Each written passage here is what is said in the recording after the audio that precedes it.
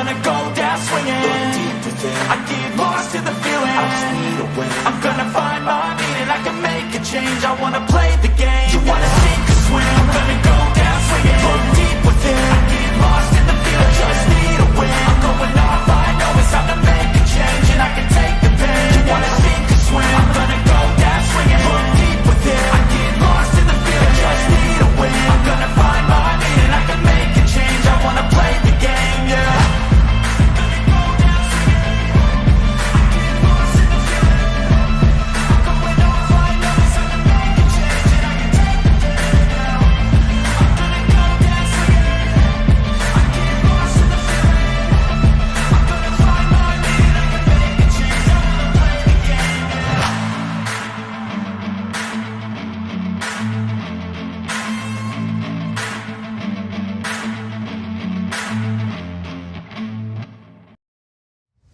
Welcome to ArchRivals Football Season 4. Sponsored by Raz Energy, Steiner Sports, and Super Draft Pro. Here is your starting lineup for Season 4. Number 20, Darnell, the Playmaker, Sallins. Number 96, Alex, the Bearman, Kazzaz. And number 69, Ricky, the Master of Mayhem, Litwinkowich. Kickoff is starting in 5, 4, 3, 2, 1.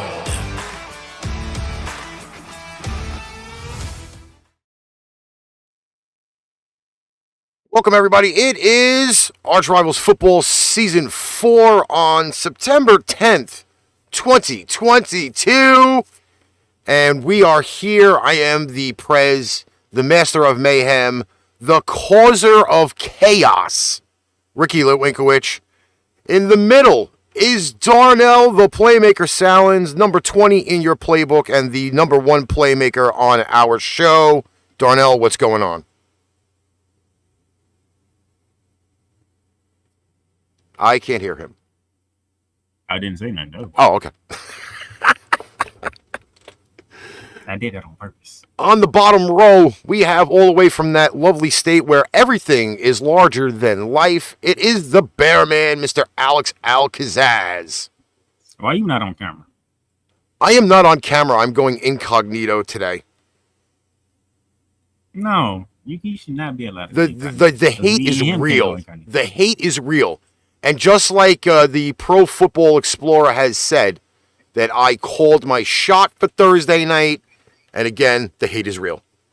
So, get your ass out here. The hate is real. John, Ricky's the one who made me 96. My original number is 94. I think I put the wrong version in. I think I put the wrong version in. He wanna hide and then do stuff wrong. See? Listen, it has been a long, long night. You have no idea. The hate that I got after the radio show yesterday. Oh my God. So, You know, I made a statement in the chat, Ricky, and you never addressed it, by the way. Listen, I don't take receipts like everybody else does, and I just do what I do. I have no reason to sit there and say, oh shit, I need to have all of this lovely, lovely info about what's going on. Like that's not me. I don't collect those things. If I did, I would have probably like 3 memory cards worth of hate sitting there. I ain't down like that. Sorry, that's just not my playbook. Still, get your ass on camera. No, I'm not even set up for camera. Well, it's not that, because you mentioned, and I said, with all due respect, Ricky, the hate you got, it's nothing compared to the hate I get from soccer fans, dude. Oh, I've gotten death threats, buddy. I have people that legit sent worse than death threats yesterday. Like, if I thought personally that what happened to Pipe Bomb Radio 3 weeks ago was bad, Like, I'm not even in that playbook right now. So, you know. He changed his name. He changed his name again. Who did? I know who Pool Football is. I know who it is. I mean, I know who you are. Listen, at this point right now, I'm just going to kindly ask everybody to share show out. Our YouTube has been kicking pretty big. I'd like to That's another reason why your ass should be on camera. Stop running. Nah, I don't need to be on the YouTube. I'm kind of good with being incognito for the day. And then if the numbers go down, then I can look at you and be like, because your ass went on camera. You know what? I can I could take the blame for that one. I've taken the blame for a lot this week, so you know, wouldn't be another day in paradise. Why does that bother you so much? Like, you was right. And what does matter? You were right. You know, but you know what? I hate to say it though. Like, we always say that this show is a show done by fans for fans. Well, let's just say the fans are not happy. They are not happy. I don't give a damn. I've already called shots, and people are like, you cannot be joking that all of this shit has already happened.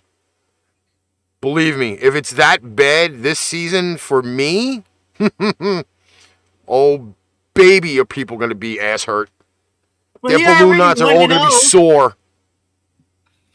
Yeah, he already 1-0. No, John. As a matter of fact, I'm the one with the milk cart with Cam Maker's face. Have you seen this guy? He's been MIA. Or he went MIA, rather. Well, he did not go MIA. Sean McVay didn't use him.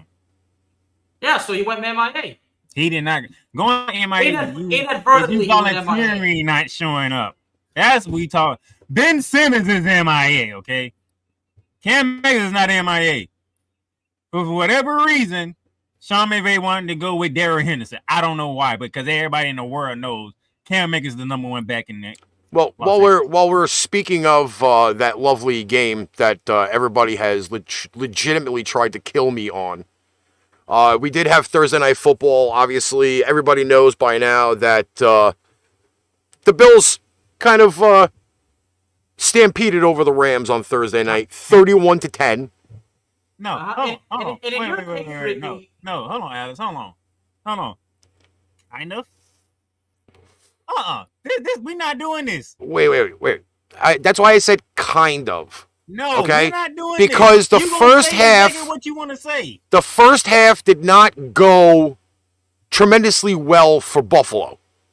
Okay? 3 turnovers in the first half hadn't happened for 3 years since Mr. McDermott has taken over. Okay? That game, without mistakes, probably should have maybe been 28-10 because of the 3 turnovers that they had. Okay? Everybody, yes, including myself, John, and a whole bunch of other people, we thought this was going to be a closer game than it was. But the first half ends at 10-10 with 3 crucial turnovers from Buffalo. But Buffalo, technically, righted the ship in the second half. I said this yesterday on the show. I said it. I'm going to say it again today. More subtractions than additions for the LA Rams. Okay? They lost a viable piece of the offensive line. That didn't help. I think even though you swapped Bobby Wagner for Von Miller, was not a bonus for the LA Rams. Right off the bat. That's how I'm saying that. Okay? But, again, the tables turned in the second half. It's not like the Rams were extremely dominant throughout the entire game. Yes, they had a decent game. Well, okay, so they had a great game from Cooper Kupp. That's normally Cooper Kupp. But, again, I point at Matt Stafford, 3 picks. I point at, again, what I called on Tuesday, the absence of the Rams running game. 18 carries for 52 yards. When you can be a run-dominant team, and you didn't do it. LA Rams, same MO. So, kind of got stampeded? Hell's yes. Would I have game planned the game totally different? Absolutely. But again, we're 5-0 on opening day under Sean McVay. And I said it again, I'll say it now. All streaks come to an end. And it came to an end on Thursday. You didn't say it. I said it for you. Because I already knew what you was going to say. Because I had said it for you. So I'm going to get I got my due out now. If you guys have anything else to say about it, go ahead. No, Ramley Talk. That's all you got to tune in to Ramley Talk. I'll give you everything you want. Well, I got something to say. Go for it, Alex. Okay, because see, at first it looked as though Buffalo was going to shit the bed at the beginning when there was those 2 turnovers. But that certainly did not seem to affect Buffalo at all. I mean, very little to not at all, if I may. If it did anything, honestly, I think it fired them up. Because there was a point where the Rams got the ball back, but what did Matthew Stafford do after that, Brother Ricky? Shit the bed again. Uh-huh. Yeah. What was that the caption? You could take Stafford out of Detroit, but you can't take Detroit out of Stafford? Oh, I saw that. Well, again, he ain't an asshole today. He want to hide behind the camera. No, I think I'm probably going to change my name to freaking Causer of Chaos. And Darnell, Darnell, you know what? I'm not going to hide behind the camera on Wednesday. Oh, because of the... Like you care. You don't even care. I mean, I'm pissed off of okay, I should save it, but Alabama did what they had to do over 10 years ago. They had to take out the damn quarterback to help them win.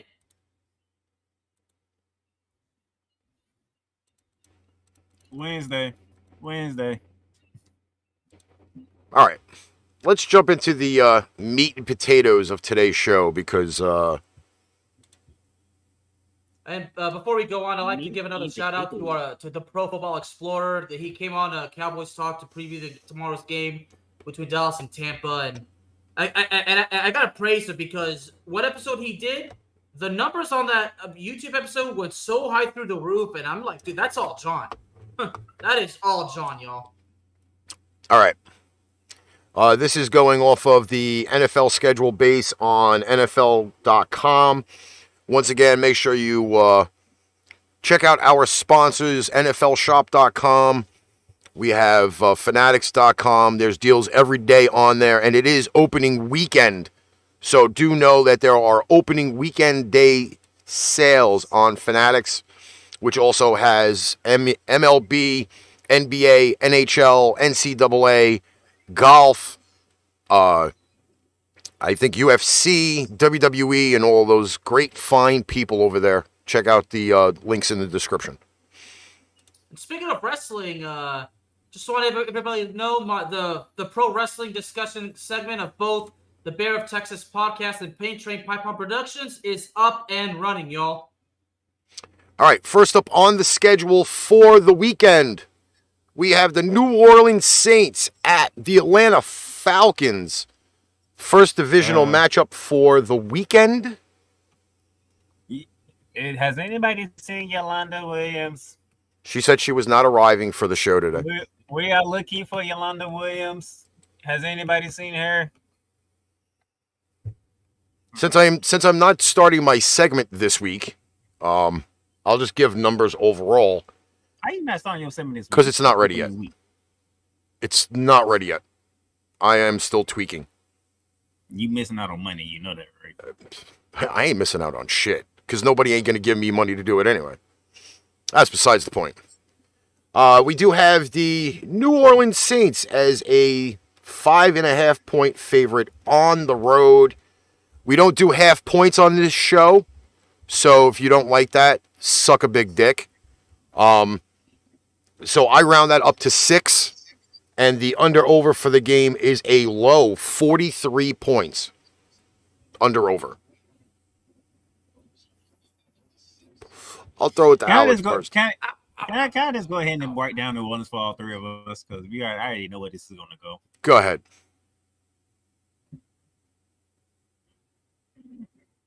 I already know this is going to go. We don't know what Atlanta's look like. Most people don't believe in Marcus Mariota at this point in time. Even though Sean Payton's not with the Saints, you got Dennis Allen there who was already there. So most likely he ain't going to change a lot of things up, especially when it comes to the offense. And the defense already know his scheme. So even though it's in the nice stadium that is Mercedes-Benz Stadium, go ahead. If you want to say something else, go ahead. But I already know we all are speaking New Orleans. Well, first I have to apologize to everybody. If I look like I'm in a lot of pain, I actually am. I've got some very painful abdominal pain right now, but I don't know really what to say much about this game. I mean, I feel like are people really going to want to tune in? Is this one of those games where it's really you want to like tune in and keep an eye on, or you just want to kind of follow it on social media? That's why I have Sunday Ticket. Yeah. But as far as Atlanta goes, I mean, of course, Calvin Ridley is suspended, for betting on games. A little Pete Rose moment right there. Except the stupid dumbass. Except the only difference is he's not banned from football. But anyway, you know what, Prez? Yes. Every time Kyrie Ridley's name come up, I need that soundbite from Beavis Butthead to play, saying he's a stupid dumbass. How about Chris Jericho saying "stupid idiot"? My only comment about him being suspended for the full year it only goes along to another player that we're going to talk about in the next game. I rightfully don't think the year suspension was justified, first off. Second off, again, I look at this game here. Atlanta's coming actually in healthy, where the Eagles are not coming in healthy. You say Eagles? Oh, that's what they have it listed for here on the site. Unless I'm looking at the... Yeah, that's what it says here. They actually, on NFL.com, has the Eagles against Atlanta. Like, fucking idiots. Yeah, I looked at it just now, and I'm like, wait a sec. Where is the... Hey, man, there go your Chris Jericho moment right there. Yeah, Mr. John Misak, of course. But anyway, as far as this game goes, I mean, John brought up a good point because he said the Falcons, they can surprise because New Orleans has their letdown moments, but I'm not sure if I see a New Orleans letdown moment happening against Atlanta. As far as Atlanta goes, Atlanta can certainly have moments of the game where they do something big. I'm not going to take that away from Atlanta, but I have New Orleans, but at some point, I mean, do I expect Atlanta to fight at some point in the game? Well, yeah, obviously. But at the end of the day, the problem is with Atlanta, I mean, we don't even know if they made progress at all this offseason. We'll have to see how things go during the season to be sure. But quite frankly, I don't see how I can go against the New Orleans Saints. Next. All right. I didn't even make a pick, but I'm okay with that. Yeah, you guys aren't going to make a pick? I'm just going to say this because NFL.com has everything all messed up the first weekend of the season. Obviously, the Saints are playing the Falcons, but their injury list, though, is on the game with the frickin' Packers. I don't understand why that happened.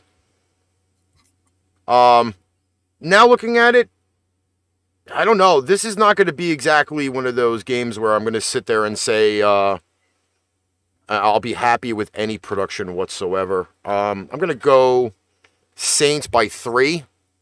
I think it's going to be over the 43, and they're not going to cover.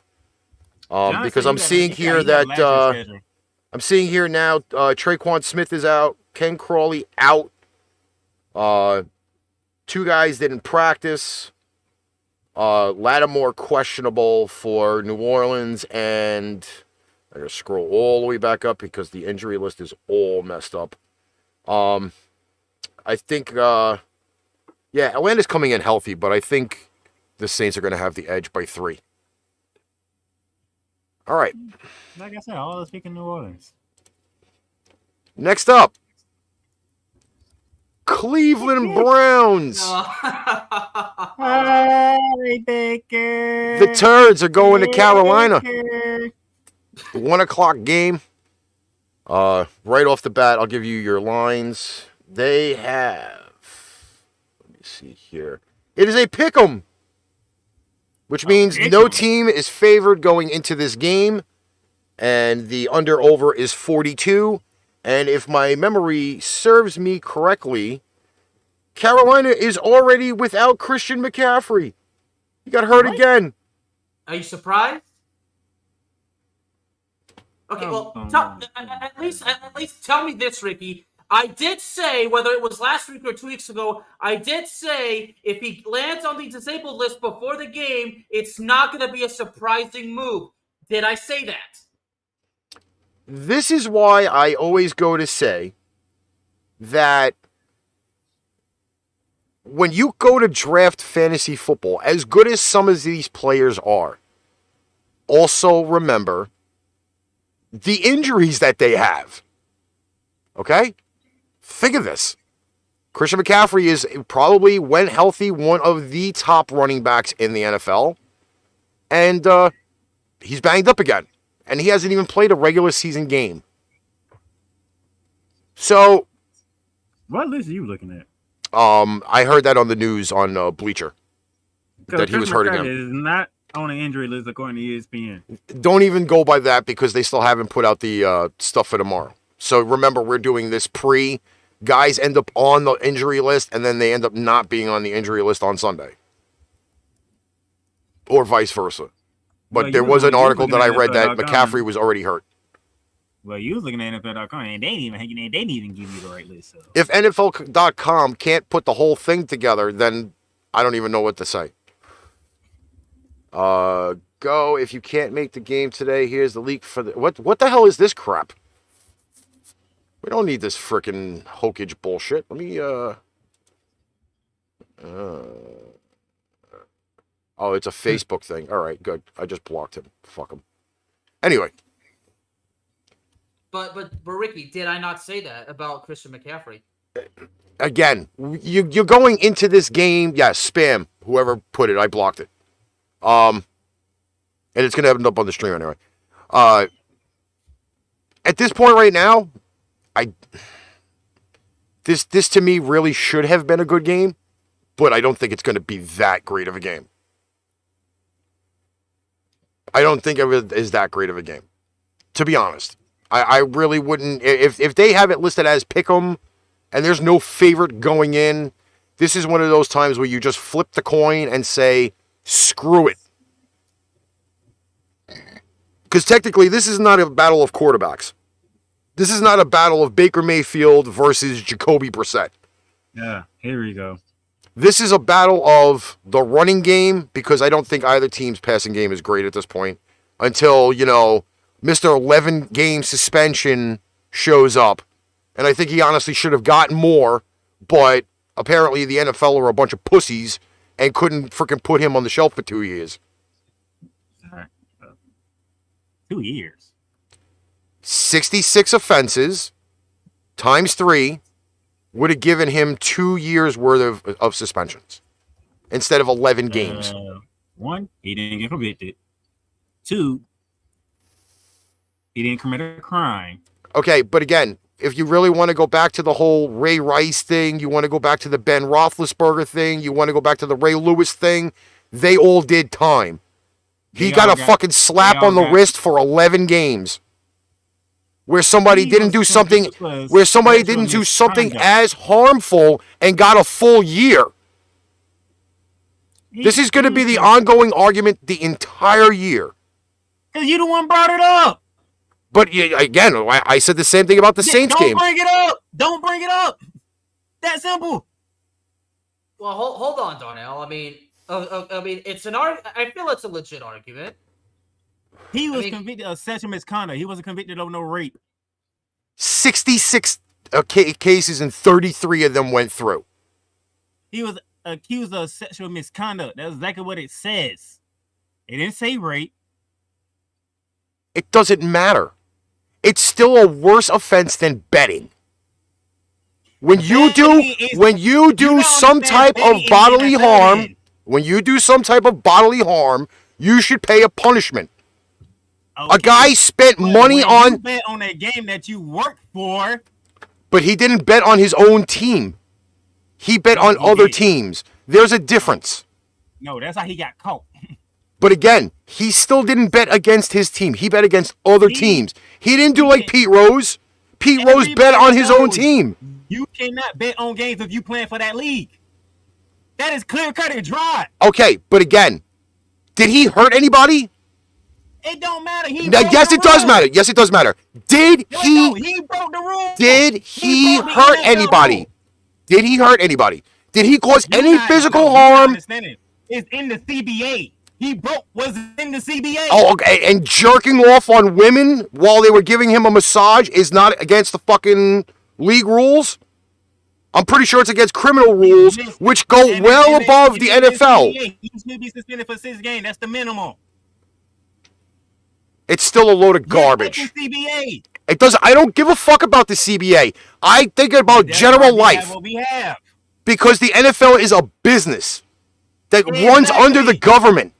You betting, you work for the business and you betting games on that business. It doesn't matter. That is against the This CBA. is still, Deshaun Watson is still going to be a black eye, and I will drag him through the dirt every fucking week on every fucking show. Plain and simple. And you know what? As much as I didn't want the fucking Browns to win, I'm now picking the fucking Browns. Okay? Pick the Browns. It don't matter. You arguing about something that's in the CBA. Yeah, and general for life doesn't matter. But it's in the CBA. Fuck the CBA, because then life means absolutely nothing. No, he's not here. Everybody talking about how stupid the CBA is. Because apparently human lives don't matter to the fucking NFL. It's in the CBA. Ray Rice got his fucking Ray Rice got his whole entire career killed off because he hit his fucking girlfriend, fiance, wife, whatever. But Deshaun Watson jerking off on people doesn't fucking mean a damn fucking thing. Well, what you better realize in those 2 different situations, a video came out on that one.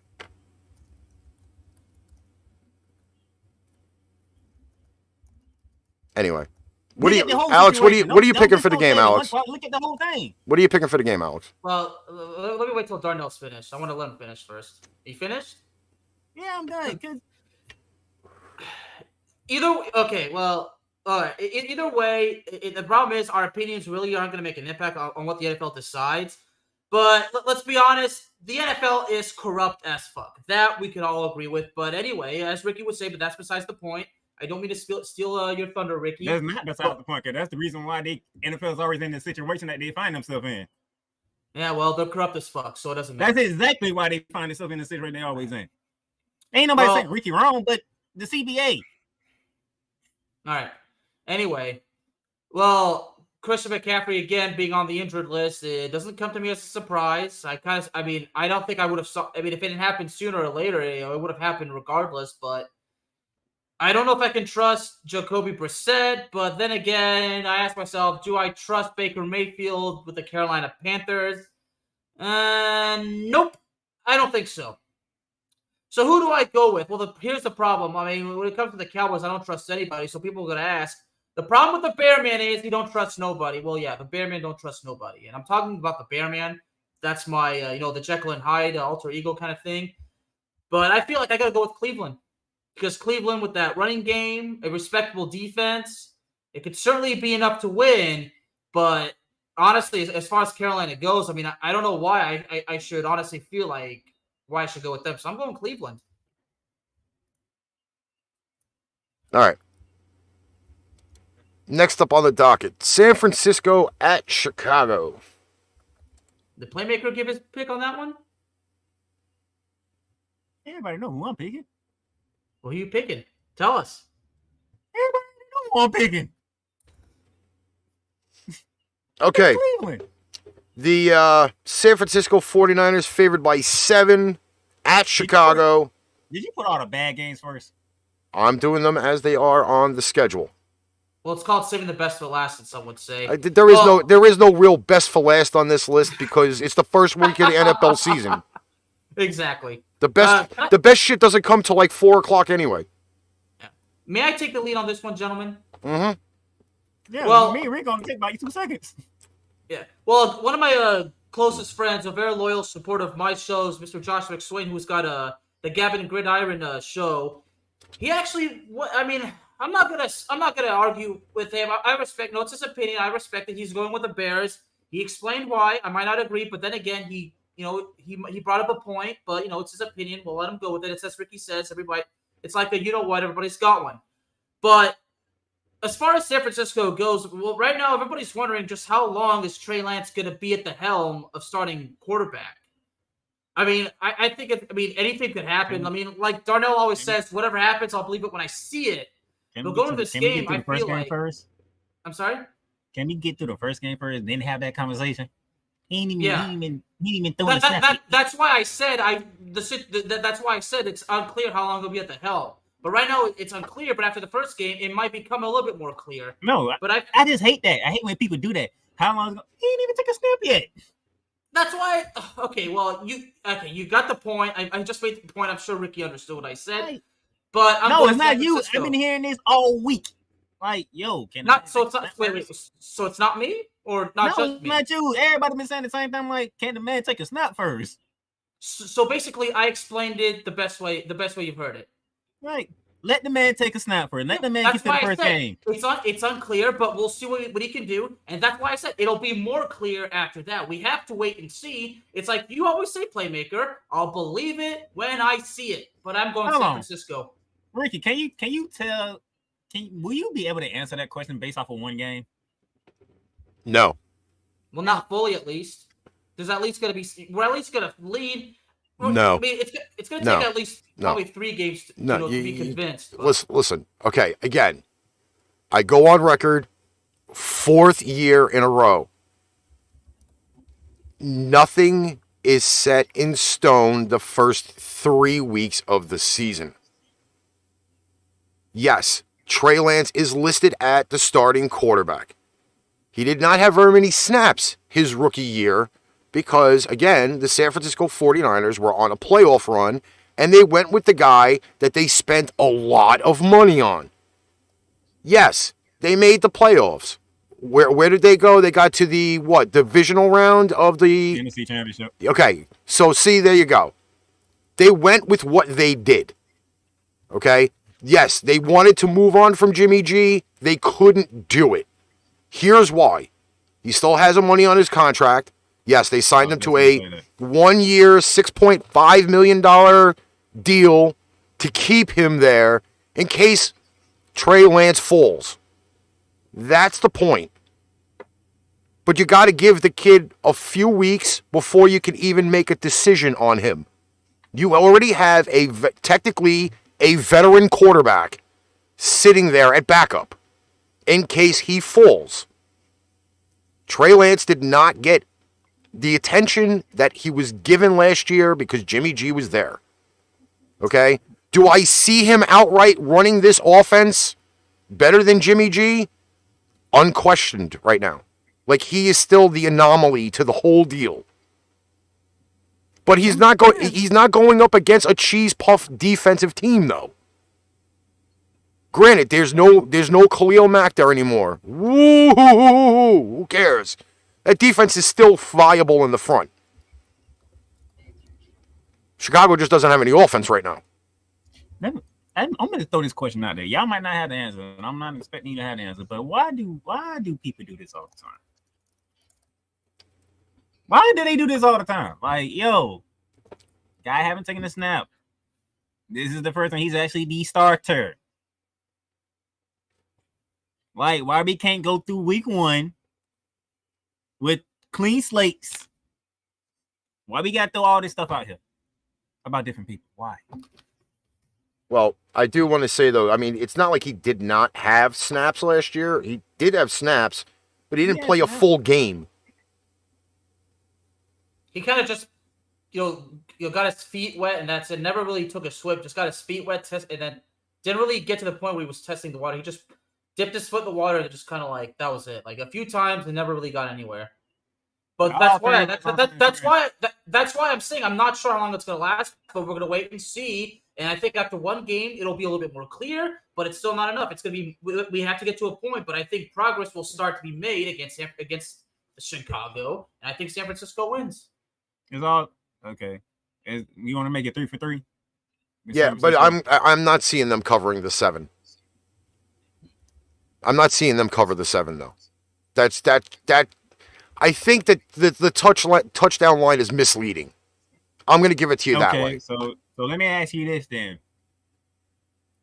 So you saying is it the defense or is it Justin Fields being able to, now that he got a full year as a starter, and you see him to get better? Well, not for anything. I looked at the injury setup on here again. NFL, thank you for fucking that one up. Not even lying when I'm telling you, the 49ers are not coming in fairly healthy.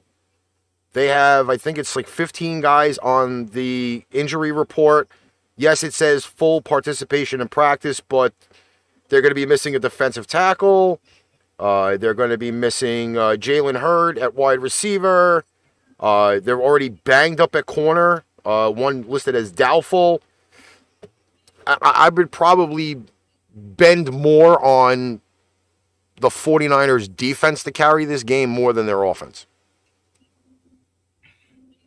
Mr. Misak just kindly reminded us George Kittle is hurt. Again, another listing that they don't, by the way, another listing that they don't have on NFL.com, by the way. Supposedly the most reliable injury report, and they don't even have it set properly. So yeah. All right, guys, remind me not to do too much right now because again I'm in a lot of pain. Oh, I'm in a lot of pain from looking at half of these games at week 1. Because we go from one game to Pittsburgh. Ben Roethlisberger is not there anymore. Against the Cincinnati Bengals, the AFC champions. A lot of changes in Pittsburgh this year. Trubisky is the starting quarterback, and didn't all three of us say that? Didn't all three of us knew that Mr. Trubisky would wait to start? Well, we also thought that they were going to try to throw Kenny Pickett into the fire right off the bat. That obviously did not happen. You see right there, look at that. Tommy Sack, baby. The Pro Football Explorer himself. No, I'm not going upset. I mean, again, John, I respect your opinion, but I respect your pick, but I respectfully disagree. Pittsburgh might put up a bit of a fight, but at the end of the day, Cincinnati's gonna go like, you are not winning in our house. I have to rely on the J&J connection for the Cincinnati Bengals. Joe Burrow to Jamar Chase. Don't forget Joe Mixon. Don't forget T. Higgins. Let me tell you, this is not going to be one of those games where there's going to be a Super Bowl hangover. Cincinnati is pretty much intact. The only thing I believe that they're missing was a starter at tight end. But I think that the Bengals trip is just going to keep on going. They have the game at 45 points under over. Cincinnati favored by 7. I think they cover the 7 because I don't think the Pittsburgh Steelers have enough on offense. And the Bengals kind of ran all over Pittsburgh last year. So, let's go with that. And they still had a winning record. Mm-hmm. Are we all general consensus on this? Mm-hmm. Yeah. We haven't disagreed on the game yet. No, don't worry. We have a game that we're going to definitely disagree on. Oh, yeah. This next one. Ew. Philadelphia at Detroit. Normally in years past, I would have called this a shit game.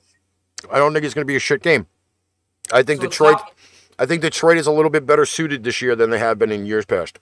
Are you saying that this is not one of those games where you want to take a nap, Ricky? No. You've been watching Hard Knocks. No, I don't watch that crap.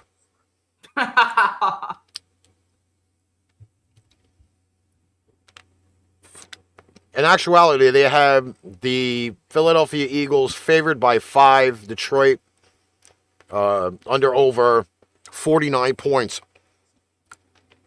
I think this may actually get to 49 points. John says the left tackle is injured, but I think their D will give Detroit fits. I look at it this way. I think this is one of the... Darnell, you can correct me on this if I'm wrong, but isn't Jared Goff's career like a roller coaster? 1 year he's good, 1 year he's shit, 1 year he's good, 1 year he's shit. Bad memories. Bringing up bad memories. Yes. It wasn't years, it was games. Yes, but did Jared Goff have a good year last year? He had an okay year. But the year before, where they were good, Goff was good. This could be the how do I say it? I can't remember his name, but he's also in that same fit. He just retired. The quarterback, Ryan Fitzpatrick, is in the same mold as Jared Goff. Good year, bad year, good year, bad year, so on, so forth. I think this year, he fits the system a little bit better. They did add a few pieces. I think Detroit can give Philly a run for their money in the game. He says a run for their money. Mm-hmm. He didn't say they would win. He said a run. Mm-hmm. He's picking Philly. And I don't think the game is a 5-point game either. I think you're going to see a little bit more offense. I think I just bust a lot of Lions people bubbles. I mean, I would love for Detroit to somehow embarrass the hell out of the Eagles, but it just can't happen. It won't happen. So I have to go Philly, as much as I hate to say it. You just couldn't say Philly. You got to throw the extra stuff in there. Well, you have to keep them riveted. We know you're a Cowboys fan, okay? It's not about that, okay? It's the fact that okay, you know what? Yeah, doesn't even matter. Anybody, if the Giants, the Commanders, or the Eagles lose, that helps the Cowboys. We get it. Yeah, but you know how the Cowboys screw out on opportunities. And that's why I ain't say nothing more. I'm going Philly. I'm going Philly. I'm already on 1. Are we ready for Game 6? Ah, yeah. shit. First blowout for the weekend. I'm predicting that. An Indy blowout at Houston. What? Define a blowout. What determines a blowout? I'd say 14 points or more. So 2 touchdowns is a blowout. Mm-hmm. For me, at least. Well, does that include like Indianapolis forcing like at least 4 or 5 turnovers? Yes. Okay. So yeah, in that case, it is kind of a blowout. I mean, the scoreboard might not show it as a blowout, but it's how like it happened. Like again, all the turnovers or the fact that if Houston gets like 150 yards of total offense while Indianapolis gets close to 500, that kind of tells the story, right, Ricky? Well, I'll put it. And the turnovers Listen. You could have 500 total yards of offense and win by 5 points. Yeah, that's true. Yeah. I'm more of the Madden rule. 21-0. That's a blow. You win by 21. That's a blow. You got your ass. Vegas odds has. Look at John's recent bold pick. He's going with the Colts to win, but he's expecting an upset from the Texans. Well, hold on, John. So you're picking the Colts to win, but you're expecting the Texans to pull the upset? You talking out of 2 sides. Yeah. You think you slick? Listen. John want to come back and say, I told you Houston was going to win. No, you picked the damn Colts. The only great thing about this game is we don't have to worry about somebody breaking both their ankles on the same play. Yeah. Unfortunately, you get 8,000-year-old Matt Ryan, who... Why you got to be 8,000? Because he's probably one of the oldest quarterbacks in the NFL right now. He's been around. He's been around for ages, and he's finally got an offense around him that he actually can use from the last 3 years. He's been Can't in the think of league for nobody how else long other than now? Tom Brady. 15 years now in the league? About that. I mean, his rookie year was in 2008. I mean, how old were you in 2008, Ricky? I wasn't 40 yet. I was 15. I was still in my 30s. Yeah, Darnell and I were in high school. Okay, I mean when Matt Ryan was a rookie. I give it to this. Matt Ryan is in a better spot than he was when he was down in Dirty Bird Land, and again, like it's tough to say that he's not. Well, he's definitely upgraded, but Well, apparently you're the not saying chemistry he's there the is difference bad. maker for the club, but you're saying it's an upgrade from what they had last year. He's an upgrade at quarterback with better weapons, a better running game, which again I hope they don't do. You know, they shade away from the running game like some other teams that have great running games and just don't decide to use them. But it'll be a little bit more of a breather on Matt Ryan. I think the only issue he's going to have is the chemistry with the wide receiving core. I think you're trying to kill me. Matt Ryan? Yes, No, I can kill Matt Ryan. No, I think you're trying to kill me. Well, you're supposed to say you're killing me, Smalls. There are a bunch of teams around the NFL that have great running games and never use them. Most people might not understand what he's doing, but I know exactly what he. Ow, ow, ow. I don't think you know what he's doing. I'm the only one that know what you're doing, man. You ain't slick. I don't have to be slick. I just cause chaos wherever I go. No, Everybody else- I don't think I'm the everybody's chaos. paying No, attention. Ricky, you caused the mayhem. I caused the chaos. I have to upgrade. Man, Maybe doing both. Mayhem is chaos. All right. So we general consensus on the Colts. Pretty Yep. much. Next up, Squish the trip to fish! Florida. Miami. Squish the fish. This Oh, is- well, Alice, wait. The press has to speak. The Patriots are up. Miami only a 4-point favorite at home. That says volumes. Only a 4-point favorite at home. There's not been one blowout in the last, I think it's 11 meetings in Miami. Every game is like around a 5-point difference. So I'm not going to complain when I say that this probably won't be a great game. But again, they did something different this year. They went down earlier than normal. They were down there on a Wednesday instead of flying in on a Friday to do any of the work. Will it pay off? It's to be determined. Do I have great faith in this game? I kind of am with the haters on this that Tua is not going to have the season that everybody expects. Miami does have a running game. I still don't think their passing game is phenomenal. Defense, questionable on both sides. I actually have the Dolphins winning the game, but nothing more than 5 points. And the press has spoken.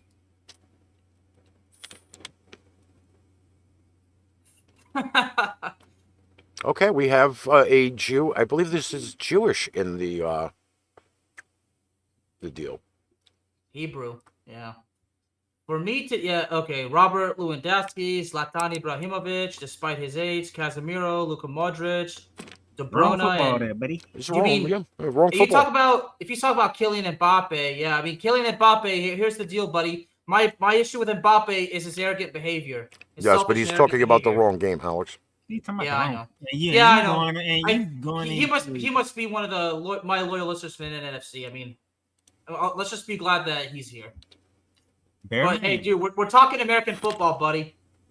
Are we squishing the fish bear, man? Yes, we are. He's going to New England. Where are you going, Dave? How do I feel about the Patriots? Well, that's well documented. Do I care about Miami? Nah. I'm going Miami. Okay. Next we go north. I don't want to go north. I really hate these shit games. I'm just going to say this right now. It is the It is the Baltimore Ravens traveling to MetLife Stadium to play just end the season, the New York Jets.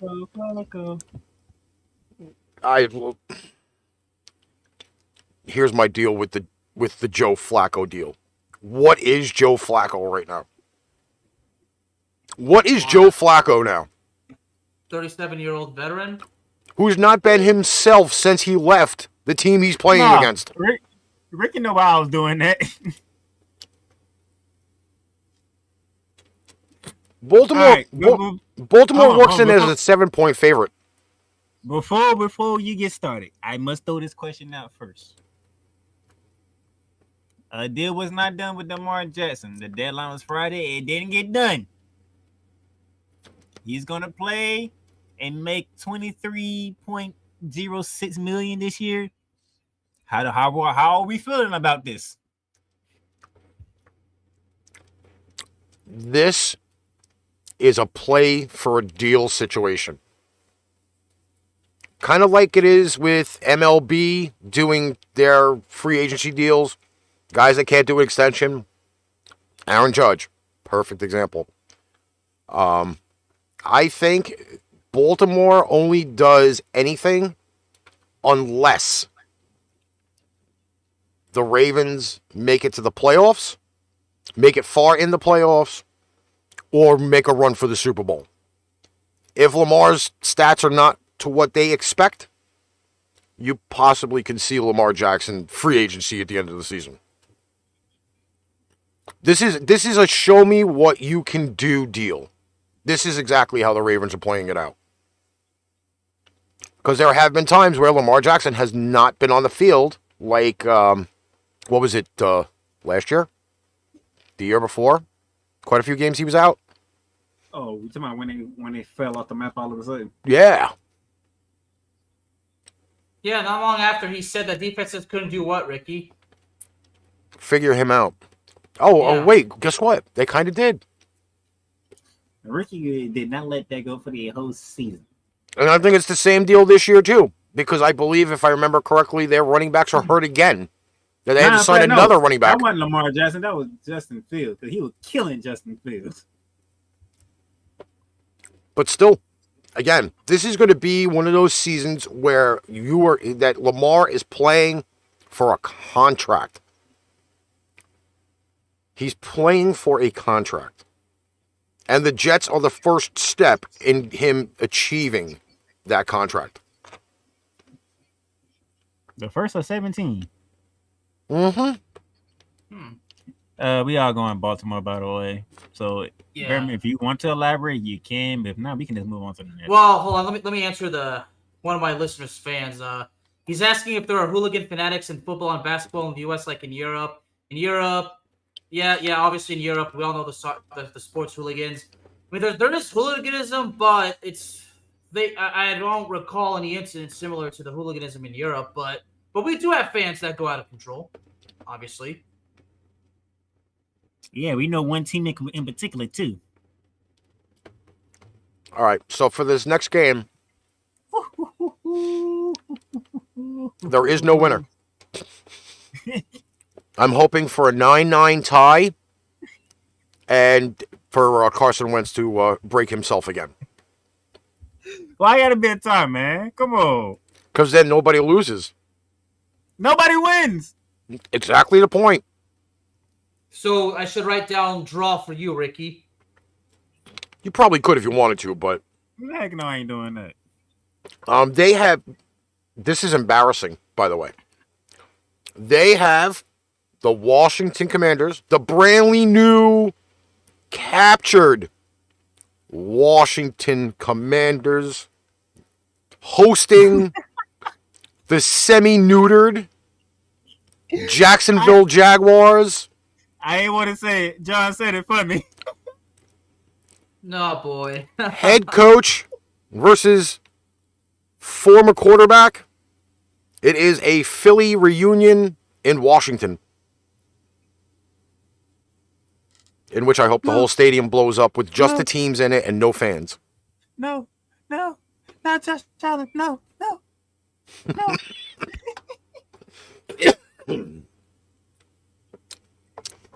Oh my God. This is funny. See, this is why the first week of the season I said there are no really great matchups. The first half of the freaking schedule. I probably would want to have every hair on my balls pulled out instead of watching half of these games tomorrow. Oh man. Oh. Pick a winner. Jacksonville. Jacksonville. I can't stop laughing. I'm mad that I did that. All right. So that's the first half of the schedule. We're going to Did you make your? Well, hold on, Playmaker. What's your pick? He said it, Jacksonville. You already knew my pick. Come on, dog. Yeah, but you gotta confirm. You were. How much I've been clowning Carson Wentz? Ah. Hey, Carson, great job. You made it to a new team. You're a commander. Your first game? The Jaguars. Yep. Make sure all of the ambulances are on the sideline when he breaks his ankles both times in the fucking in the same game again. I told y'all he's not letting that go. It's been a year now. He is the only player in NFL history to hurt both ankles on the same play. How could you not make fun of him? I'm making fun of him because he lost his playoff chance to the Jaguars. Mikey, stick around for that Giants preview, please. We're going to throw a commercial up when we come back. We got the 4 o'clock games. We have the Sunday night game and Monday Night Football on the slate. This is ArchRivals Football Season 4, hosted by yours truly, the master of mayhem, the Playmaker, Darnell, Sallins, and the Bearman, Mr. Alex Kazzaz. We will be right back. Pain Train Pipe Bomb Productions is now partnered with NFLShop.com. NFLShop.com, which is brought to you by Fanatics, brings you amazing team items like game day jerseys, hats, t-shirts, hoodies, team banners, and more. Check out the link below for great, amazing everyday deals on NFLShop.com. And we are back. First half of the Sunday slate in the books. And we start off the non-4 o'clock games. They're all at 4:25 tomorrow. You know, they have to have their pomp and circumstance and all of their hoopla before the games on opening weekend. So fans get to see everything at 4 o'clock. I really could give two shits about the fucking pregame crap. I want to see games. I don't want to see all of the fireworks. I don't want to see all of the freaking confetti. Screw you. I want football. Hold on. Because I was going to say this to the end for you, but ain't tomorrow line 11? Yes, it is. Yeah. That's the only thing that, you know what? I hate to say it, but I as much as it's happened, it's 11 years later, you know. I don't know. I can't sit and live through all of that again. So you saying we done this for this amount of times, we can move on now? Like I don't think it should be. I don't think it should be like the meat and potatoes of every game. Yes, we pay our homage to it because it happened, but it should not be as huge of a deal every year. Like in New York, yes. Outside of New York, that's a different story. Okay. Because, again, I can guaranteeingly tell you, the NFL is going to do like the MLB will be, and teams will not be able to do anything New York related at all. No FDNY, ambulance, PD, nothing. I can guarantee you that's going to happen, that they're not even going to allow that memorabilia to be on the sideline. All right. So my bad. I just want to throw that out there real quick. I know because I know what tomorrow is. So I didn't live in New York. Ricky does.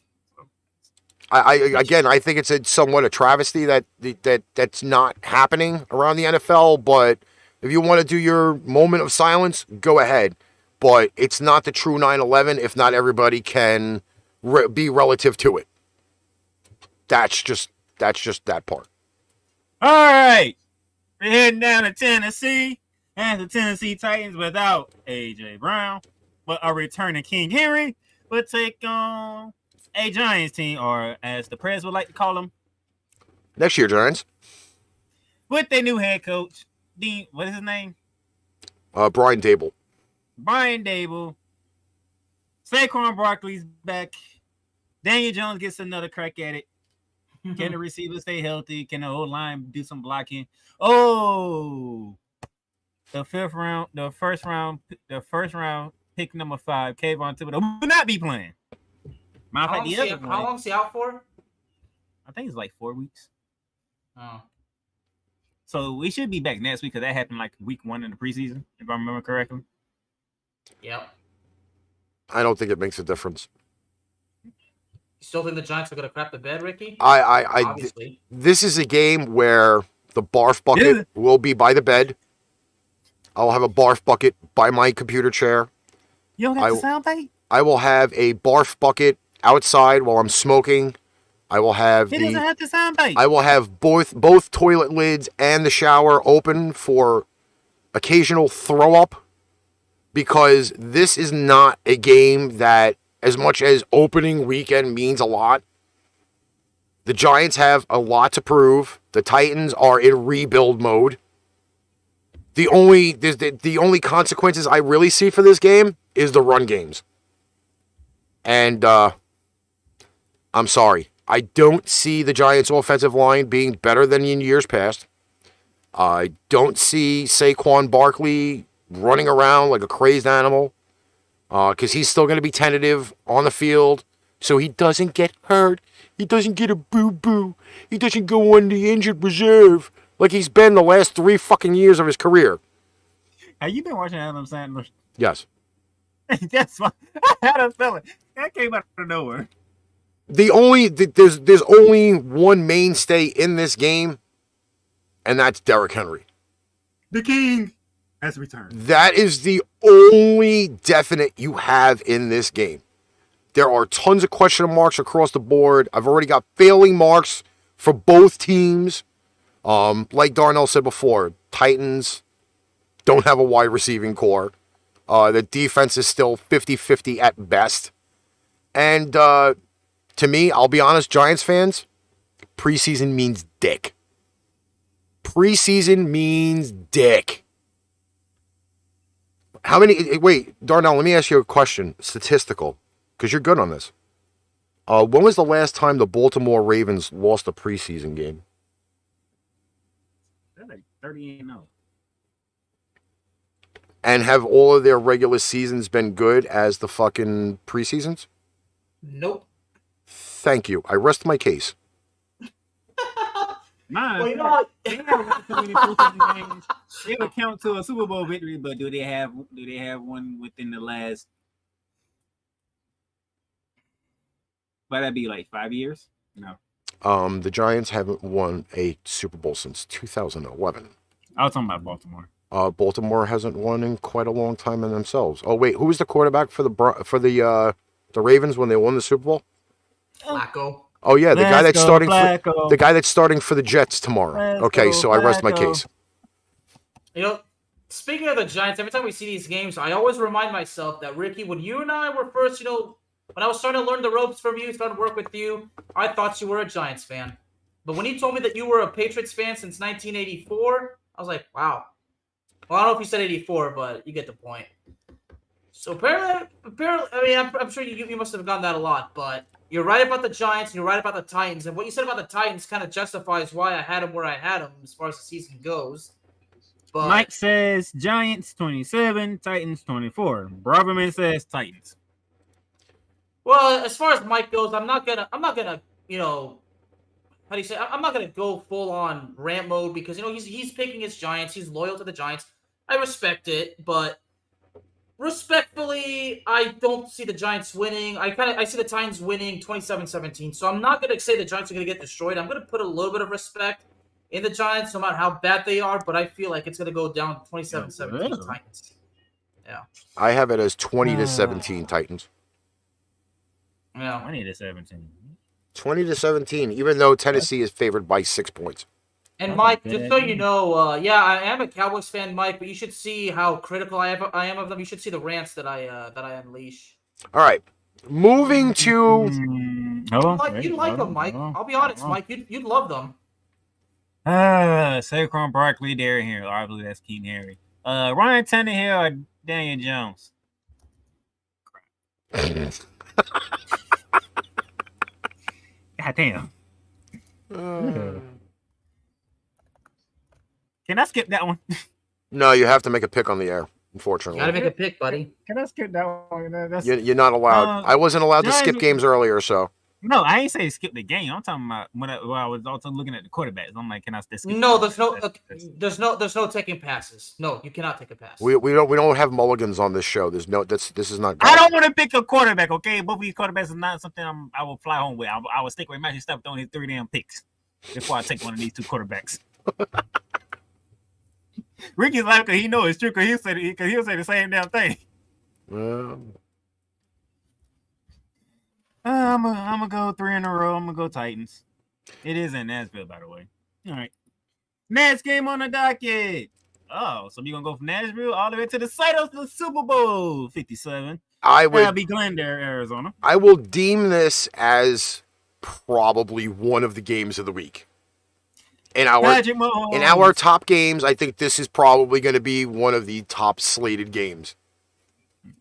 Patrick Mahomes bringing in the Kansas City Chiefs without Tyreek Hill, but they still had Travis Kelce and Reeves at the helm. They did bring in Juju Smith-Schuster, Marcus Valdez-Scantling. They drafted Sky Moore out of college against the Arizona Cardinals and Kyler Murray, who is the starting quarterback who got his money. No DeAndre Hopkins for the first 6 games, so that obviously he won't be playing in that one. That leaves Rondale Moore to step up. Hollywood Brown, who was traded from Baltimore to Arizona. We'll see how both teams' defenses look because Chandler Jones is no longer with the Cardinals. He took his talents to Vegas. And we always had questions about the Chiefs defense, but we have even more questions because the Honey Badger went home to New Orleans. Oh, he went home. He took a ball and went go home. He went home. Home is where the heart is.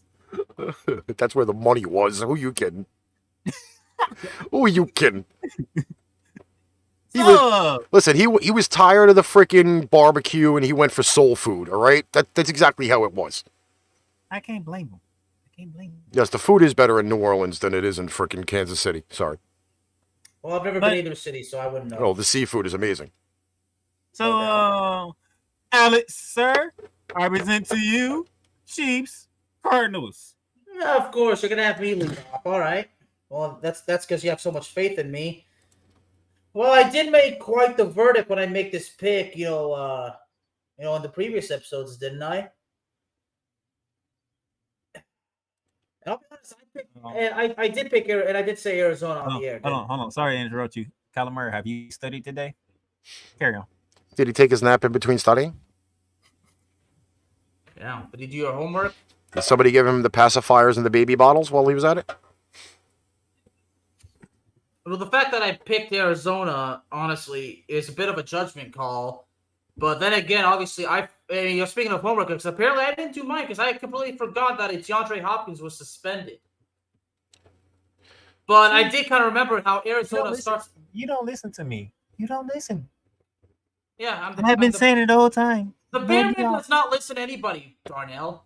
See, and it's the problem. And I didn't say I didn't do my work. I just forgot the fact that DeAndre was hurt. But then again, I did do my homework, actually, because I remembered the most important thing. The fact that Arizona starts off strong and shits the bed. So I did do my homework, Darnell.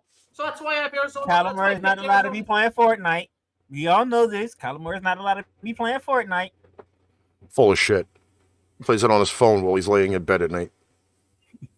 Yeah, he's telling me that. I don't listen. It's Kyler Murray that doesn't listen, okay? Listen, first off, it is very childish for an NFL player to be not doing what he's supposed to be doing, that they have to put it in his contract, that now it's mandatory.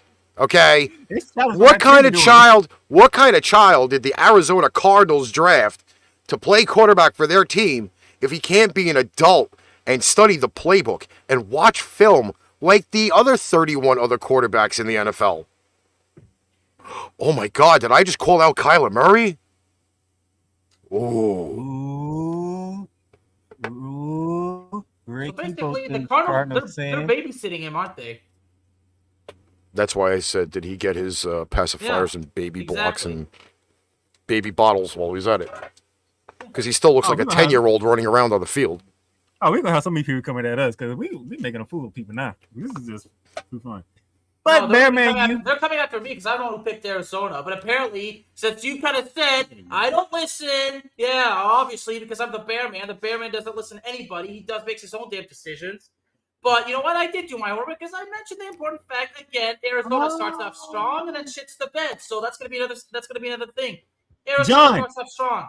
They beat Kansas City. And then halfway through the season, that meltdown begins. And then I'll be back here to say, that's what I said at the beginning, folks. John, you are awesome.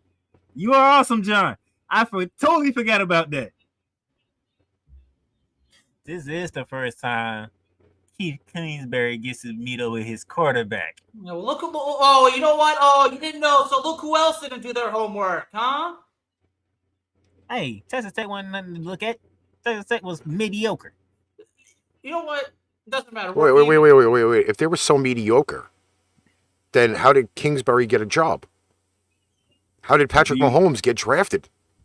If they were just mediocre, then none of these guys should be in the NFL to begin with. Alex, am I lying?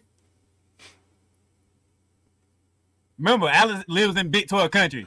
Am I lying about Texas Tech being mediocre when Kingsbury was there? Texas Tech's winning percentage, obviously, were not the most convincing, but the numbers of Patrick Mahomes and the records and everything and the style, that's the part that can't be ignored. Texas Tech sure as hell wasn't Alabama. They weren't like the top 10 teams, but they still did it. They still did enough of an impact to actually that could not be ignored. So you know what? Look at that. I did more homework, didn't I, Playmaker? They want no impact. Nobody cared about Texas Tech. They just care about Patrick Mahomes. Okay, so you want me to pick though? All right. He picked Arizona. Yeah, I'm picking Arizona. Oh, he picked Arizona. All right. Ooh.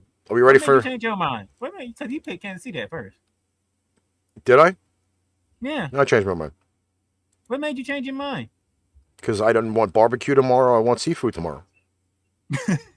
That's why. I'm picking Kansas City. God damn it. I'm taking the Cardinals because I can't knock the home team. All right, are we ready for Woo! Game 12 on our slate? We're going to Cali. The same stadium with the Now look at that. Somebody's excited. But Somebody's excited to go to California. But the other team get to play now. And it's a rematch from last year's finale. And Alex kind of reminded people what took place in that final game last year. A 3-point win to get into the playoffs for the black and silver. Black and silver. The Raiders. The team that apparently I picked win the division. I'm not going to deny it. Actually, you had them to tie, and now you had to pick one, and you went with the Raiders. Well, we also did have the news today that Darren Waller did get his extension. Yeah, and the Chargers would not be having J.C. Jackson. You know what? Honestly, I don't think. I honestly think, I really don't think it matters whether they have J.C. Jackson or not. Justin Herbert, Derek Carr, Josh Jacobs, Austin Eckler, Devontae Adams, Hunter Retro, Mike Williams, Keenan Allen.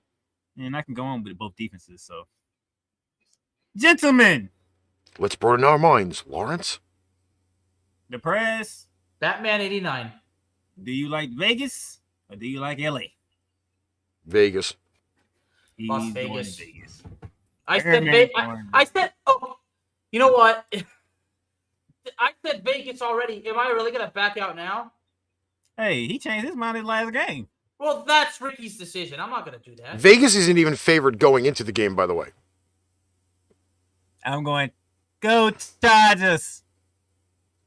I say both LA teams lose at home this week. It happens before. It won't be the first time it happened. That's for damn sure. Well, just for those people that love those stats, it is the Chargers favored by 4, over 52. I think it goes over 52.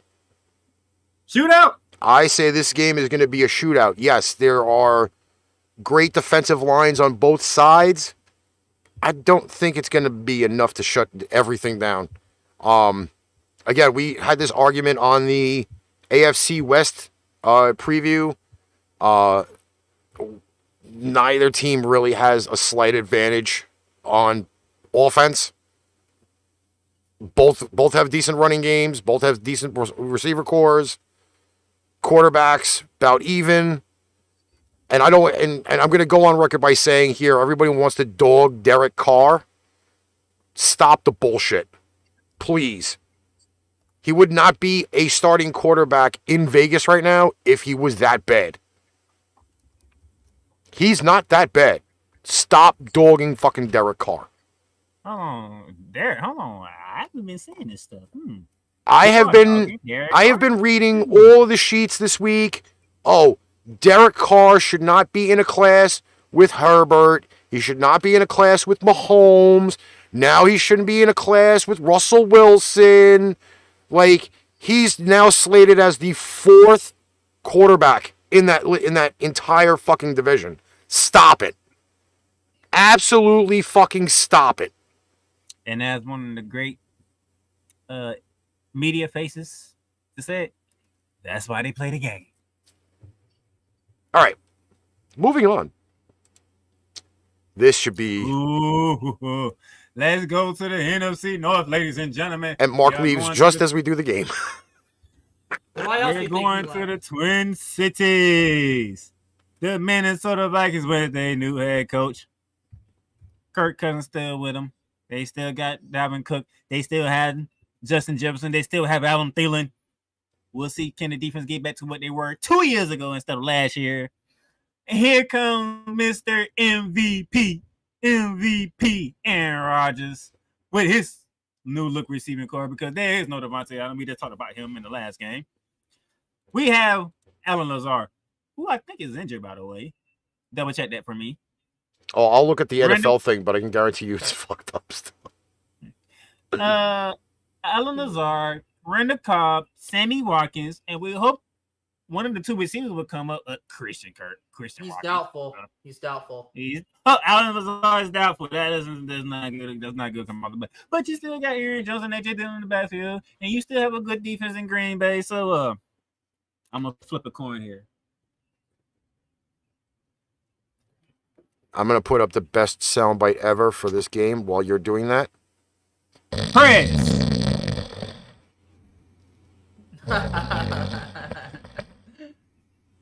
Okay, sorry. By the way, that was real. That wasn't a soundbite from the computer. Oh, I know it was real. Don't worry. Oh, we knew it was real. While you're flipping the coin, I'll make my. I've already got my decision. I refuse to go against Aaron Rodgers. I mean, Minnesota has respectable talent, but I just feel like, am I really going to go against Aaron Rodgers? Do you worship the ground he walks on? Nope.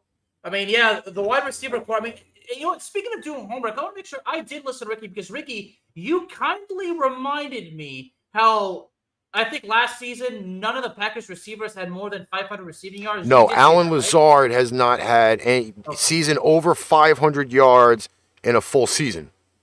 Okay. In his full career, in his full NFL career, he's never had a season over 500 yards. Oh, and what other receivers are there left on the team still? Yeah. Okay. So, I did not get it 100%, but I still listen to you, right, Ricky? Sammy Watkins. Sammy Watkins is old as dirt. He is probably worse than Josh Gordon right now. You asked the question, I just provided the answer. Like I said, what receivers are left on Green Bay right now? And I gave you two of them. Okay, you gave me one guy who's as old as dirt and his career has been shit for the last 5 seasons. If he couldn't catch balls from Patrick Mahomes to stay on the field, nor could he stay on the field in Baltimore, what is Sammy Watkins? Nothing. Thank you. You asked the question, I just gave you some answers. But anyway, so my pick's the Packers, but I hope the Minnesota Vikings win. But since I refuse to go against Aaron Rodgers, because every time I do, it bites me right in the ass. And it hurts. I just go on record by saying the worst matchup in this game is the Packers offense versus the Minnesota Vikings defense. Are we looking at a 12-round fight? We're looking at overtime. What overtime? Overtime. Overtime. A game won Are by you- 3 are points you- in overtime. Are you saying we're gonna have an overtime week 1 out the gate? Green Bay is only favored by 1 point. That's how much Vegas has any faith in the game. I mean, come on, we've seen overtime games, in week 1. We should probably see 3 tomorrow. Okay. I actually just may have made that bold prediction that we'll see 3 overtime games week 1. Yeah, you know what? And if it does happen, I'm pretty sure it's not gonna be the situation where you hate to say I told you so because you love to say that you told us so. Bearman, write that down. Bold prediction. Ricky, 3 overtime games week 1. All right, so we're done with the day slate. You pick. You ain't even pick. I'm picking Minnesota, actually. Damn. All right, how about you, Playmaker? I was hoping you were going Green Bay. God damn it. Are you going Green Bay? No, I'm going Minnesota. I was hoping he was going to go Green Bay. I want it to be different. I mean, again, I don't want to go against Aaron Rodgers because every time I did, I already explained it. But I hope Minnesota beats the crap. This is a pick where I won't give a damn if I got it wrong. I'll be glad if I did. You worry about going against that? Oh yeah, the game that's next. Yeah, is that it? Hold on. Right, he literally just sat here and say he's worried about picking against Aaron Rodgers because every time he does it, he loses. Is that what he just said? Yeah. How many times I don't pick against Tom Brady?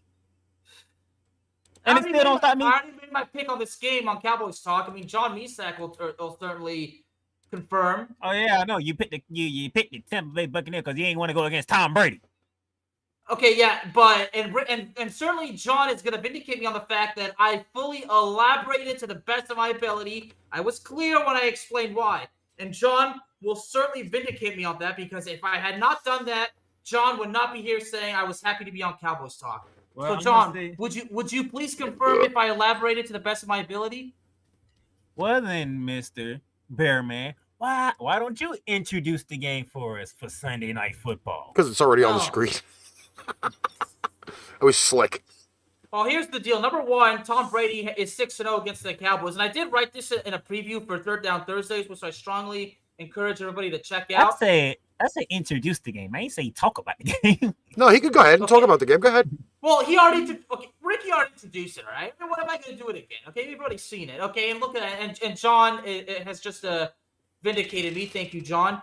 But here's the deal. Yeah, Tom Brady is undefeated against the Cowboys, but I did mention there's always a first time for everything. But here's the deal.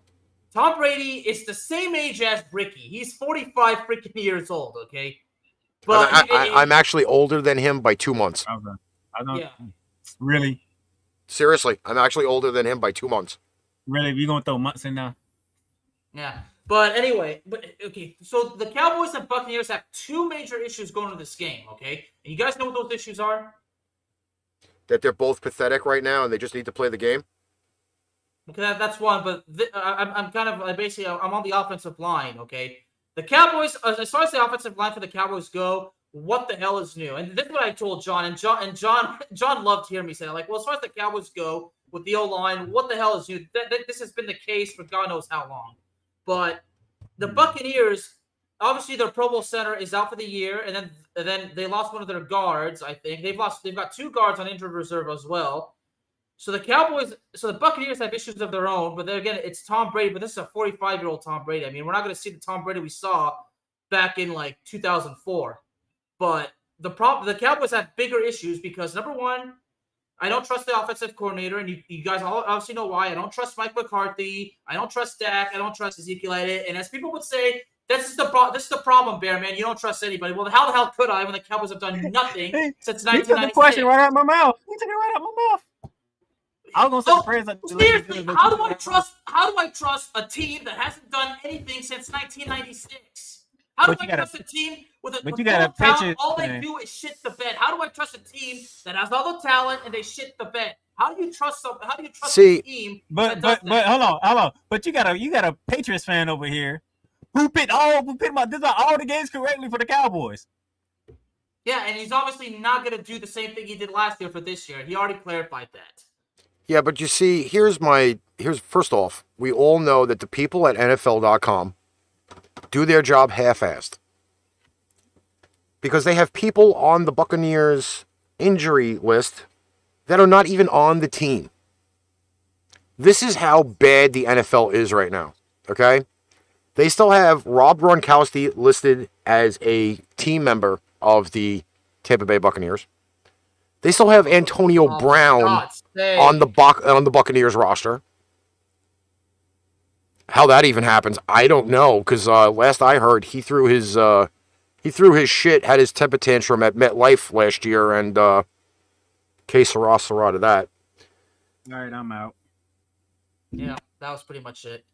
John, okay, well, you know what, John, Tony Pollard. Well, yeah, I do trust Pollard, but it's more than the fact that I trust the guy. I'm just like, seriously, there you go, because the Cowboys are just holding him back. So why should I trust the Cowboys when they say, or they insist, rather, that they have a bigger role for him this year? I'm like, they said that last year. They said that in 2020, right in the middle when we were in this, worldwide bastard. No. They've been saying that since he arrived in the freaking league. Okay? I really hate to cut the Bearman out, but Master of Mayhem, may I throw some couple of people out there, You can. And can you correct me if I'm wrong if they not a Cowboys, I do recall a guy by the name of Trayvon Diggs. Is he on the Cowboys? Yes. Yes. Didn't he have like 11 interceptions last year? Yes. Do you really want my answer to that? No. I'm just throwing some names out there. When does a guy who won defensive rookie of the year? Was it a Cowboy? Was it? Yeah, Micah Parsons. Obviously, Micah Parsons is a guy. I mean, Micah Parsons is actually the player I picked to have actually a really good game with tomorrow, and Sean can actually confirm that as well. Okay. I'm not going to take away the 11 picks from Trayvon Diggs. I'm not going to take that away. But you know what? Also, what the issue is involving Trayvon Diggs? He gets torched. And that's another name that comes to mind. But you know what that proves about Trayvon Diggs? Yeah, he gets torched. He's not at the elite level yet, but I truly believe he has the potential to do it, and hopefully it happens this year or next year. To be honest, I can't believe I'm the one doing this. But there's a guy who didn't want a head coaching job. He decided to be a defense coordinator. Is that guy named Dan Quinn? Dan Quinn. I mean, far be it from me, but it does sound like there are some people on that team you can trust. Maybe I can, maybe I don't know. But here's the deal. The Cowboys haven't done shit since 1996. Why the hell am I going to get my hopes up? I mean, for God's sake, how many times do I have to confirm the fact I don't say the same thing that they say every year, and you guys know exactly what that is because I know it annoys the hell out of you too. Okay? I'm not going to go out there and say the Cowboys will win the Super Bowl because they're not going to. And I've already said it on my show. If Dak Prescott somehow, some way proves me wrong, takes the Cowboys to the Super Bowl, and he wins it, not only will I take full responsibility, I will personally apologize to him, and better yet, I'll invite him to my show. I'm going to put you on blast right now. Oh, please do. Let me go on mute. Please do. I am going to put you on blast right now. Okay? The NFL season happens in stages. Off-season, preseason, regular season, playoffs. Wait. Jim Mora. Playoffs? Did you say playoffs? Playoffs? The Cowboys get to the playoffs. You can't say that they've not done shit since 96 because they've had winning seasons since 96. They just crap the bed in the playoffs when they get there. And what good does it do? It's not. But you're saying a falsified statement by saying the Dallas Cowboys have done dick since 96. Yes, every team in this freaking division has won the division somehow by hook or crook. There's not a definitive team in the NFC least. I say it as the least because there's not been one dominant team over that course of time. The Cowboys, up till 95, were the best team in the NFC least. But in the regular seasons, it goes to show that they do some things correct. They've had great players since 96. I'm not going to front. I should totally hate the Cowboys. And I don't. Because that organization is probably one of the best organizations that have the highest class in the NFL. So to say that they've not done dick since 96 is a load of trash. Granted, they don't win in the playoffs. That's their fuck up. But they've not had bad regular seasons, maybe 3, where they went like 4-12 one year because they didn't have a quarterback that could throw the fucking ball. But you cannot say that they've not done dick since 96. This is the year where they have to prove themselves. There are no stars on that wide receiving core. Dak has to be the leader to step up and make these guys NFL receivers.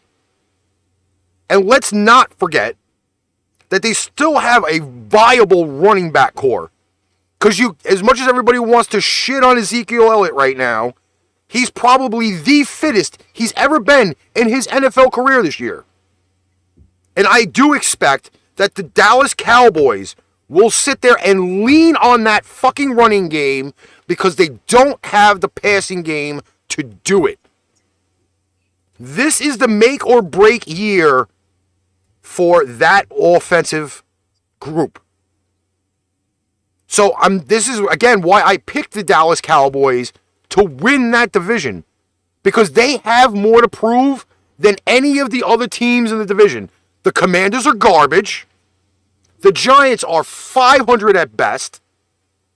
And you got Philly that still has a quarterback that they don't even know if they're sure of yet. The only consistency you're going to have in the NFC East this year is the Dallas Cowboys. So let's not totally trash them to say that they've got no chance in the NFL this year. 17 games to prove themselves. There was a reason why they had Dak Prescott sign that contract. They made him the franchise quarterback. They're not broken, but they can be fixed. And this is the year that they got to prove it. Coming into this game on Sunday night, are they going to win? No, because I cannot bet against the GOAT in primetime. This is going to be the same shit you saw last year. Tampa winning it on the last drive. That's what you're going to see. I'm giving Dallas a chance to stay in the game only for the fact being is there's no Gronk. The defense is already banged up. Half of their freaking, according to this injury report, half of their defense is banged up. Why are we not giving Dallas a fighting chance in this game in primetime like it was last year?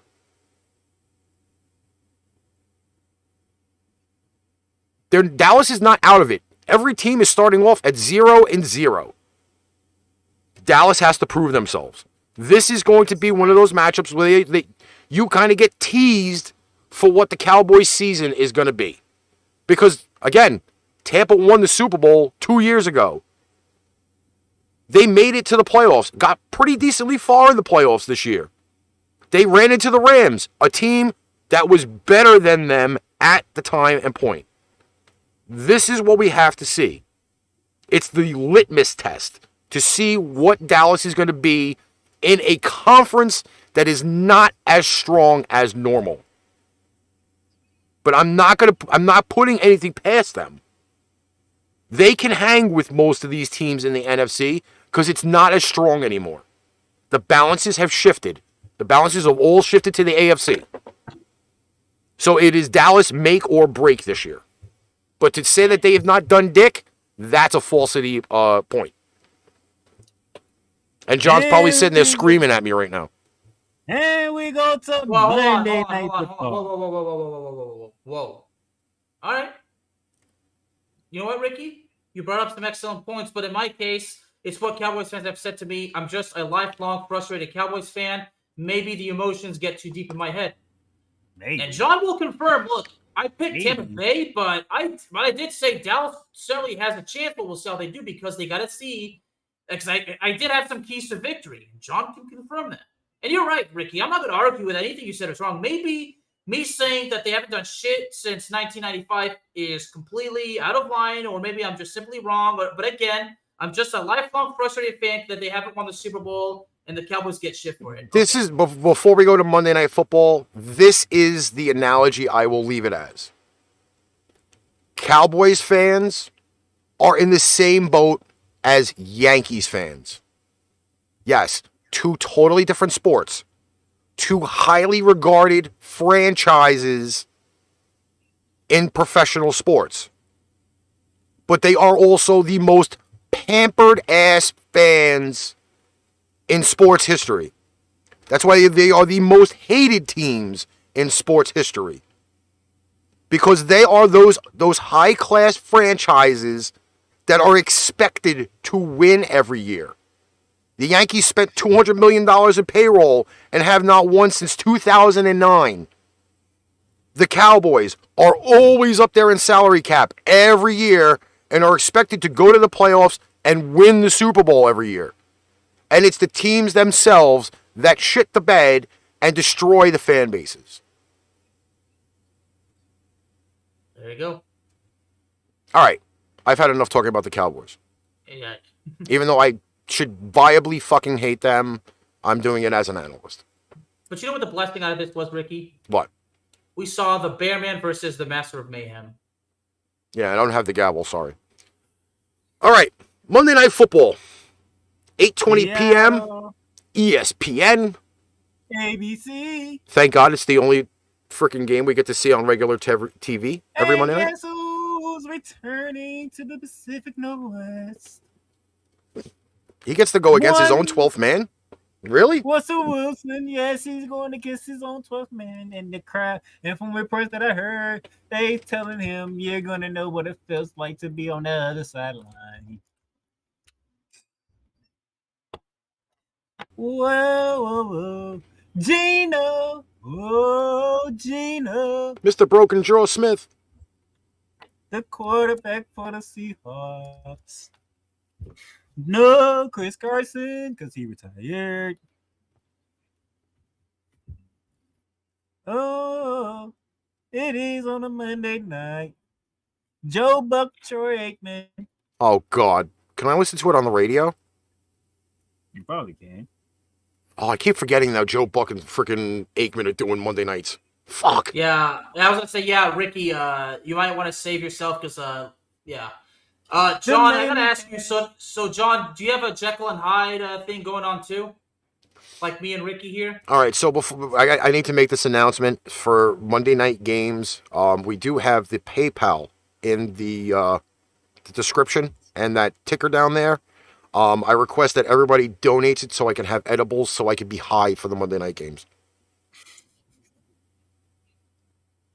Just saying. I mean, I can't sit and listen to Joe Buck and fucking Troy Aikman. Especially if Aikman's drunk. Fuck him.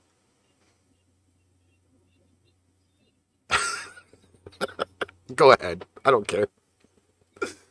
I'm just gonna say Denver wins, but that's about that. Yeah, Denver.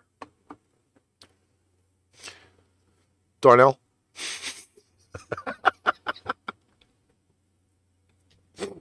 Yeah, Rick needs edibles. Oh my gosh. I need edibles to listen to fucking Troy Aikman and fucking. I don't even think that Seattle can even be regarded as a team as the little legend that good. Because I'm going Denver. I'm going Denver. And listen, not for nothing. I'm go out on the whim and say this. It's not like Seattle is completely pathetic. No, not at all. I mean, they still do have wide receivers on their team. It's just a question of can Geno Broken Jaw Smith throw the ball to them? Is the offensive line going to protect him? Probably not. He may have another broken jaw by the end of week 1. And then we might see Drew Lock. Who's locked up? Oh, yeah, he's locked up all right. In a pine box on the side of the sideline. Why do I do this? Why? Because you're like the John Stockton of the team. Drew Lock! They locked up, they won't let me out. They won't let me out, I'm locked up. Oh, well, at least they got Noah Fant on their team. That might do something for them. Oh my If God. Geno is rolling and Russell is trash, that 7-10 record for I have for Denver is John, week 7. John. John, I'm just gonna say this. Part of those hate messages that I got were about me agreeing with you on the Denver Broncos 7-10 record this year. Ooh, do we know the person? Just because I did that show once again. Do we know the Criticisms, person? huh? Do we know the person? You ain't Oh, there was a answered. bunch of people. In fact, I deleted 3 of them off I of my said, Facebook. do we know the person? Yes, we do. Your ass should have been here when we told you. And I deleted him off of my Facebook We gave because you there was a fair lot warning. of pompous ass comments that I heard, and I was like, then you don't know the game very well. I don't care. We told you to show up. You ain't show up. Sucks for them. Oh, boy. And that is week 1. That is opening week, ladies and gentlemen. Again, I speak it because I can. And I said this on yesterday's radio show. John, some things you really do need to hear on the radio show when me and Darnell are on Fridays, because it's just the lead-in, it's the build-up, it's the rumbling to the show on Saturday, okay? Yesterday was not that. I can guarantee you that. Yesterday went off the rails. Oh. I'm the one who caused it this time. I caused that one. But let me just say this, okay? I see things a lot differently than other people. I am a student of this game. I've been watching this game way too long, and I see the little stupid things that other people don't see. The little nuances as the proper term for it. And I'm just going to say that, again, in certain situations, you want to talk the talk and walk the walk, but if you don't see it, then how are you walking? You understand what I'm saying? Alex, when you hop on Friday, we have one rule and one rule only. You're not allowed to watch Family Guy, okay? Okay. All right. Yes, no Family Guy while doing, because that's what he did, and he almost fell off his chair and freaking killed himself on on yesterday's show. Chris, what are you doing? I'm saving us. I was hoping you didn't say that. Now I got to root against you. All right, that's it for today's show. We will be back on Tuesday, 8 p.m. Eastern Standard Time, on the Book of Face, the Tube of You. I think we were on 5 different Facebook pages today, so it's not like anybody could see us. We were on 2 YouTube channels. I'm sorry? Do I have to be on Tuesday? I think me and Bearman may be able to carry it. I mean, Well, no. depending on what Ricky, you see what I do to teams when I get results. John, the mayhem continues after I get off the show. Because I know I'll get the messages again. What blasphemous stuff can I do if you somehow, somewhere, Chicago beat San Francisco? Or the Lions beat the Eagles. What kind of mayhem would I be causing? Oh. And you know I cause some mayhem when it comes to college football. Yes, I know. And I can't wait to see those scores, too. That's another reason why I want to end the show. Oh, Lord. Oh, my. Because now I have piqued curiosity about games for college. It's that 73 game, wasn't it? Hey, I made picks this week. I have to look at them. I did make picks. The man who doesn't watch college football making picks. Well, I got involved, so now I have to fucking check my shit. All right. Bearman, any final words for the people? Well, everybody that if you love pro wrestling, check out my new pro wrestling podcast. It's called Ringside Chaos. New episodes coming out soon, y'all. What's up with y'all with this mayhem and chaos? Because we're a comedy act. We work well together. I mean, that's our tag team name, Mayhem and Chaos. Comedy act. At least that's one name. Lethal Weapon. Who's the comedy? You or him? It's like it's Lethal Weapon. He's Mayhem. I'm Chaos. We're a comedy act. He's so serious. You can't tell you when he's comedy. Oh, I'm just balls to the wall with no gas. The company's with me and you. I don't know. We're a great team. All right. On that note, again, ArchRivals back on Tuesday, 8 p.m. Eastern Standard Time. Hopefully the Bearman and the Playmaker and me. Lose. If you lose, I will call you out. Fair warning. It happens. Catch you guys later. You've just experienced ArchRivals Football Season 4. Click that like button and subscribe so you'll be notified when a new Arch episode is live on the air. Check out our sponsor links down below for everyday deals on Fanatics, NFLshop.com, and Points.com. Need merch? Check out www.paintrainpipebomb.threadless.com for quality merch at amazing prices. Tune in again next time for ArchRivals Football Season 4.